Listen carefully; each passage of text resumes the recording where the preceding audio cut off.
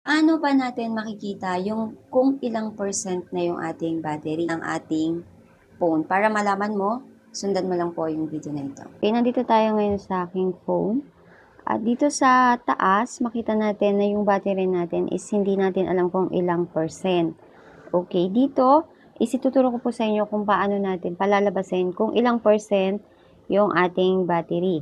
Kaya ang gagawin lang natin is pupunta tayo dito sa ating setting and then hanapin natin itong battery.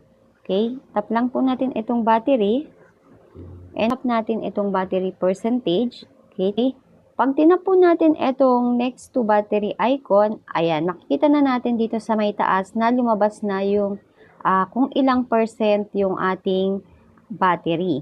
Okay, ganun lang yung gagawin natin para makita natin kung ilang percent yung ating battery. Kung nagustuhan niyo po yung video at nakatulong po sa inyo, please